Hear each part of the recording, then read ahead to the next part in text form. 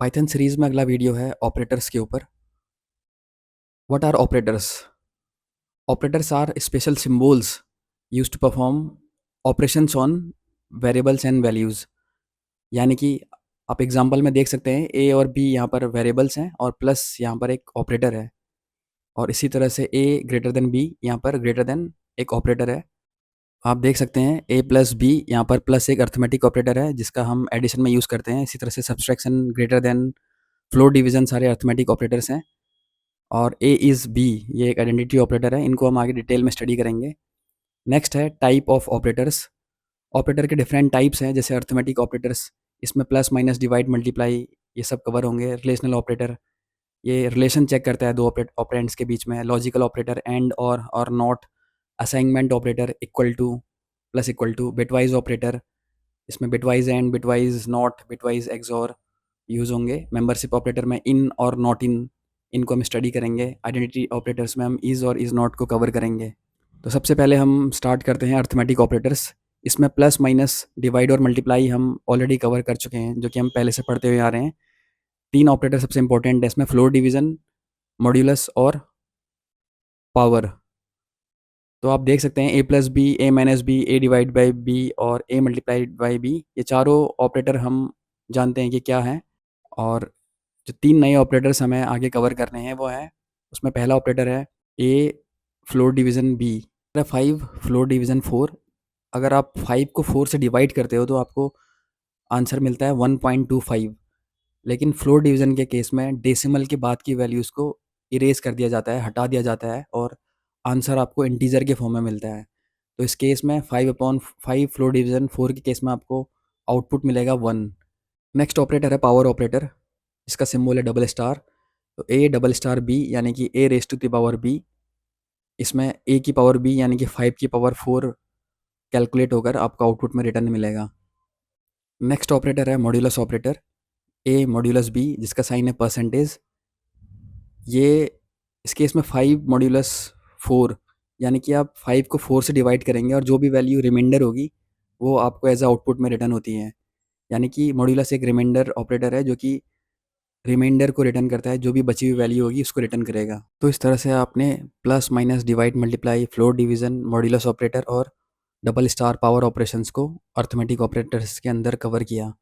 अगला ऑपरेटर्स हैं relational operators, जिसमें दो वैल्यूज़ को कंपेयर किया जाता है और ये ट्रू और फॉल्स के फॉर्म में आउटपुट रिटर्न करते हैं। रिलेशनल ऑपरेटर का प्रैक्टिकल एग्जांपल्स आप देख सकते हैं। यहाँ पर ए की वैल्यू 5 है और बी की वैल्यू 4 है। और आपको पता होना चाहिए कि रिलेशनल ऑपरेटर्स हमेशा आउटपुट ट्रू और फॉल्स के फॉर्म में रिटर्न करते हैं। A greater than B, greater than यहाँ पर एक रिलेशनल ऑपरेटर है। इसी तरह से ए लेस देन बी, यहाँ पर लेस देन एक रिलेशनल ऑपरेटर है। A double equal to B, यहाँ पर एक डबल इक्वल टू का मीनिंग है इक्वालिटी चेक हो रही है ए और बी के बीच में। और ए नॉट इक्वल टू बी, यानी कि ए और बी के बीच में नॉट इक्वल टू चेक किया जा रहा है, तो इसका साइन आप देख सकते हैं। ये सारे के सारे रिलेशनल ऑपरेटर हैं। A greater than equal to B, A less than equal to B, ये सारे ऑपरेटर आपको आउटपुट ट्रू और फॉल्स के फॉर्म में रिटर्न करेंगे। आप देख सकते हैं हमें आउटपुट क्या रिटर्न हुआ। ए ग्रेटर देन बी यानी ए की वैल्यू 5 थी, बी की वैल्यू 4 थी, तो हमें ट्रू यहाँ पर रिटर्न होगा। और दूसरे केस में फॉल्स रिटर्न होगा। और ए इक्वल टू बी जो कि इक्वल नहीं है, तो इस केस में भी आपको फॉल्स रिटर्न होगा। तो इस तरह से हमने यहाँ पर सारे के सारे आउटपुट्स प्रिंट करके चेक कर लिए हैं कि ए और बी के बीच में क्या रिलेशन है। तो इसके लिए हमने डिफरेंट रिलेशनल ऑपरेटर का यूज़ किया। आपको ध्यान रखना है कि रिलेशनल ऑपरेटर हमेशा आउटपुट ट्रू और फॉल्स के फॉर्म में रिटर्न करेंगे और ये दो आइडेंटिफायर, ये दो वेरिएबल्स के बीच में कंपैरिजन करने के लिए यूज़ होते हैं। अगला ऑपरेटर है लॉजिकल ऑपरेटर्स, इसमें एंड और नॉट कवर होंगे। ये कंडीशनल स्टेटमेंट को कंबाइन करने के लिए यूज़ होते हैं। स्क्रीन में आपको एक एग्जांपल दिखाई दे रहा है लॉजिकल ऑपरेटर्स का, जिसमें ए ग्रेटर देन बी पहली कंडीशन है, इक्वल टू बी दूसरी कंडीशन है। पहली कंडीशन ट्रू है और दूसरी कंडीशन फॉल्स है, और ट्रू और फॉल्स के केस में एंड फॉल्स रिटर्न करता है। इसका टेबल आप राइट साइड में देख सकते हैं कि ट्रू फॉल्स के केस में या फॉल्स ट्रू के केस में कौन सी वैल्यू रिटर्न होगी। इसी तरह से नेक्स्ट और के केस में पहली वैल्यू ट्रू है और दूसरी वैल्यू फॉल्स है, तो ट्रू और फॉल्स के केस में और ट्रू रिटर्न करता है तो आउटपुट हमें ट्रू रिटर्न हुआ है। और तीसरा लॉजिकल ऑपरेटर है नॉट। नॉट हमेशा कंडीशनल ऑपरेटर के रिटर्न आउटपुट की अपोजिट वैल्यू रिटर्न करेगा। इस केस में फर्स्ट कंडीशनल स्टेटमेंट ट्रू है और दूसरा फॉल्स है, तो फॉल्स में अगर नॉट अप्लाई करेंगे तो ये ट्रू हो जाएगा और ट्रू एंड ट्रू हमें ट्रू वैल्यू रिटर्न करते हैं। तो इस तरह से ये स्टेटमेंट हमें ट्रू वैल्यू रिटर्न करेगा। और इसका आप दूसरा एग्जांपल भी ले सकते हैं, यानी कि ए इक्वल टू बी इस केस में फॉल्स है तो फॉल्स का अपोजिट नॉट, यानी कि यहाँ पर ये फिर से ट्रू वैल्यू रिटर्न करेगा। तो इस तरह से ये लॉजिकल ऑपरेटर्स दो कंडीशनल स्टेटमेंट को कंबाइन करने के लिए यूज़ होते हैं। और एंड और की टेबल आपको पता होनी चाहिए कि ये डिफरेंट सेट ऑफ इनपुट्स में क्या वैल्यू रिटर्न करते हैं। नेक्स्ट ऑपरेटर है असाइनमेंट ऑपरेटर। इसमें equal to, plus equal to, minus equal to, star equal to, ये सारे ऑपरेटर्स हम कवर करेंगे। ये RHS की वैल्यू को LHS में असाइन करते हैं। आप यहाँ पर देख सकते हैं 5 की वैल्यू को ए को असाइन किया गया है, यानी कि ए मेमोरी लोकेशन में 5 स्टोर किया गया है। तो इस तरह के असाइनमेंट को हम बोलते हैं असाइनमेंट ऑपरेटर, यानी कि इक्वल टू यहाँ पर असाइनमेंट के लिए यूज़ हो रहा है, यानी कि RHS की वैल्यू को LHS आइडेंटिफायर में असाइन किया जा रहा है। तो सिंगल इक्वल टू एक असाइनमेंट ऑपरेटर है। अगला असाइनमेंट ऑपरेटर है बी प्लस इक्वल टू 1। इस बी प्लस इक्वल टू 1 को अगर आप एक्सपेंड करेंगे तो ये बन जाएगा B equal to B plus 1। तो इस तरह के असाइनमेंट को आपने ध्यान रखना है कि बी प्लस इक्वल टू का मतलब है B equal to B plus 1, यानी कि बी की प्रीवियस वैल्यू पर 1 ऐड करना है आपने, जो कि 4 वैल्यू थी प्रीवियस, उसमें 1 ऐड करोगे और 4 प्लस 1 5 फिर से उसको बी में स्टोर करना है। और नेक्स्ट है सी माइनस इक्वल टू 1। इसको हम एक्सपेंड करेंगे तो सी इक्वल टू सी माइनस 1, यानी सी की प्रीवियस वैल्यू 4 में आप -1 करेंगे और उसके बाद सी में ही स्टोर कर देंगे। इसी तरह से आप स्टार इक्वल टू या floor division equal to, divide equal to, इन असाइनमेंट ऑपरेटर्स को भी सेम तरीके से एग्जीक्यूट कर सकते हैं। नेक्स्ट ऑपरेटर्स हैं बिटवाइज ऑपरेटर्स। इसमें हम बाइनरीज में ऑपरेशन परफॉर्म करते हैं। सबसे पहले दिए हुए नंबर को हम बाइनरी में कन्वर्ट करते हैं और उसके बाद हम बिट बाय बिट इसमें बिटवाइज ऑपरेशंस को परफॉर्म करेंगे। सबसे पहले हम बिटवाइज एंड को चेक करते हैं। इसमें हमें ए की वैल्यू 5 और बी की वैल्यू 3 दी हुई है और बिटवाइज एंड का मतलब है आपको मल्टीप्लिकेशन करना है, यानी कि 1 इंटू 1 1 और बाकी सारे केस में 1 इंटू 0 0, 1 इंटू 0 0, 0 इंटू 0 0। तो इस केस में आपको डेसिमल वैल्यू जो गेट होती है वो होती है 1। तो ये है बिटवाइज एंड, हमने bit by bit and operation perform किया। उसके बाद दूसरा है बिटवाइज और। बिटवाइज और में आप ये प्लस की तरह काम करेगा, यानी कि यहाँ पर आपको 5 और 3 की बाइनरी वैल्यूज़ दी हुई हैं, 0 1 0 1 और 3 की 0 0 1 1, और प्लस की तरह काम करता है, एडिशन की तरह, यानी कि 1 प्लस 1 1, 0 प्लस 1 1, 1 प्लस 0 1 और 0 प्लस 0 0। तो इस केस में हमें जो डेसिमल वैल्यू गेट होती है वो होती है 7। और थर्ड है बिटवाइज एक्सॉर।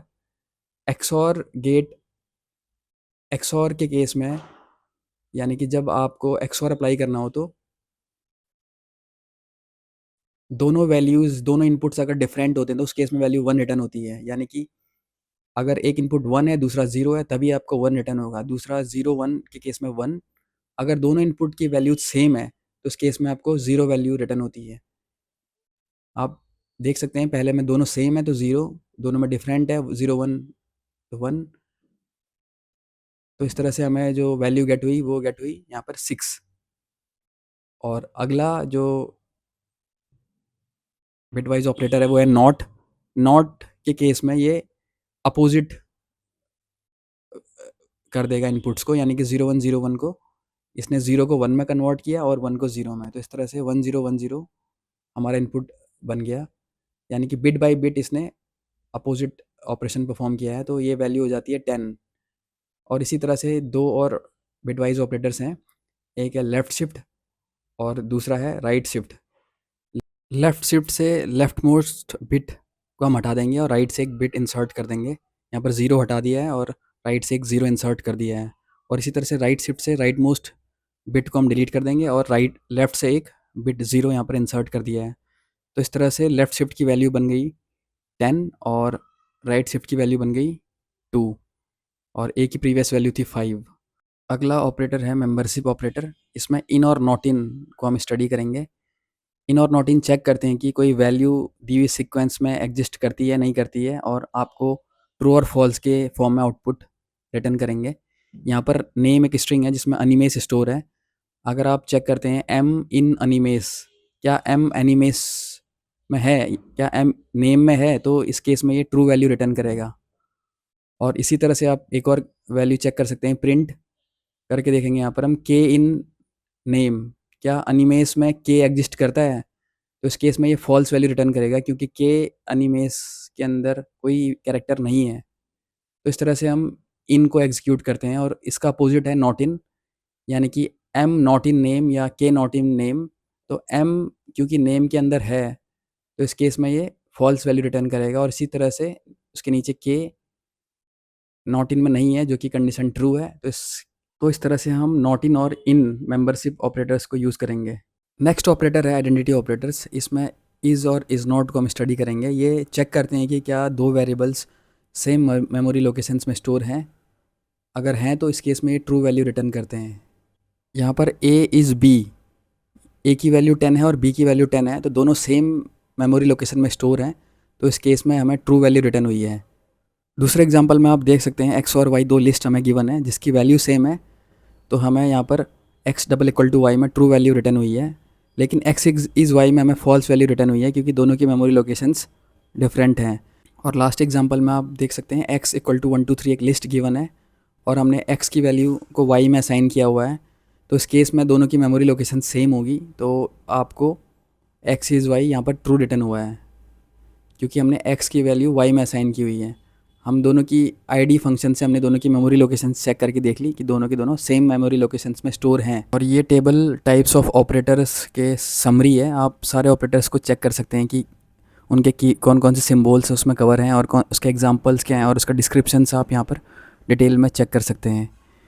अब इसके बाद हम कुछ 5 MCQ जो हमने टॉपिक कवर किए हैं उसको रीड करेंगे, उसको सॉल्व करेंगे। सबसे पहला क्वेश्चन है what will be the output of the following code, यानी कि इस कोड का आउटपुट क्या होगा। तो यहाँ पर A डबल स्टार B यानी कि 5 की पावर 2, तो यानी कि 25 इसका आंसर होता है। डबल स्टार का मतलब है पावर, तो 5 रेज टू द पावर 2 यानी कि 25 इसका सही आंसर है।